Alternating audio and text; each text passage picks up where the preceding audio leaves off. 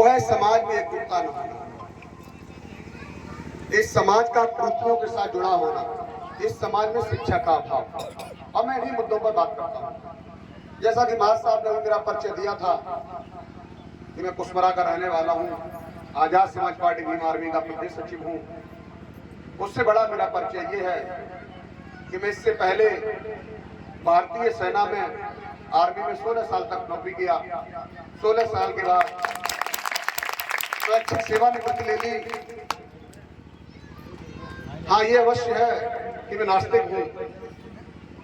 मैंने भगवान को कभी स्वीकार नहीं किया जब से मैंने शायद 12th पास किया उसके बाद से, और शायद मैं बाबा साहब का अनुयायी भी नहीं होता, शायद मैं बहुत धर्म को भी नहीं पहचानता यदि मैंने बाबा साहब को जल्दबाजी में कहीं या एक गलती से कहीं पढ़ा ना होता।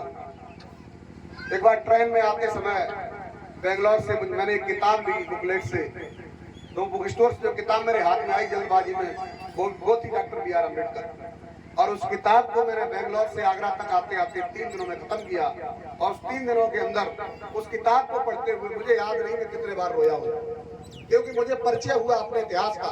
मैंने जाना कि हमारे समाज को, हमारे बुजुर्गों को किस प्रकार से प्रताड़ित किया गया था, और फिर कौन भगवान बन के आया जिसने हम पूरे समाज को एकजुट किया, इंसान बनाया, वोट का दर्जा दिया, व्यापार का अधिकार दिया, सामान्य जीवन जीने का अधिकार दिया। एक चीज और मैं शिकायत नहीं करूंगा हमारे कथावाचक जी से, लेकिन अनुरोध जरूर करूंगा कि उन्होंने एक गाना भी गाया था कि बाबा आए थे विद्वान बन के और दलितों का कल्याण कर गए भगवान बन के। मैं चाहूंगा इसमें संशोधन करें आप।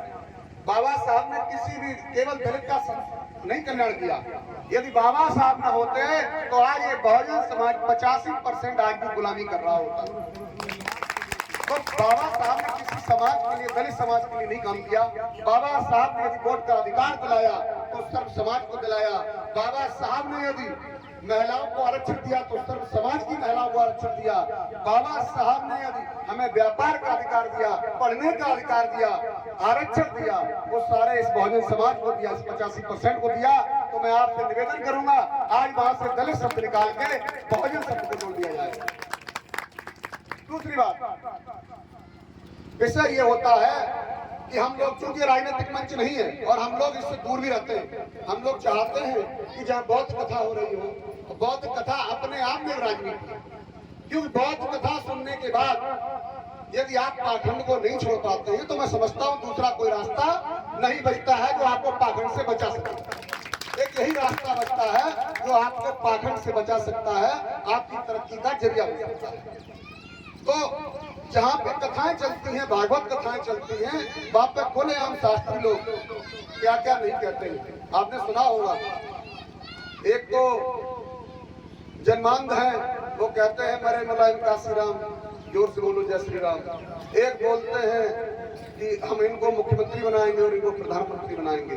वो मंचों का प्रयोग राजनीति के लिए करते हैं, लेकिन हम लोग फिर भी नहीं करना चाहते हैं, लेकिन मजबूरी में कभी कभी प्रयोग किया जाता है। दूसरा ये है कि बौद्ध धर्म, मैं चूंकि भगवान को मानता नहीं, कभी दर्शन करने गया नहीं, पूजा करता नहीं, तो इससे भी जुड़ने का एक कारण रहा। क्योंकि हमसे लोगों ने कहा, हमारे कुछ मित्र हैं साकी समाज से, तो हमारे कुशमरा के नजदीक बौद्ध कथा बैठी हुई थी कुछ साल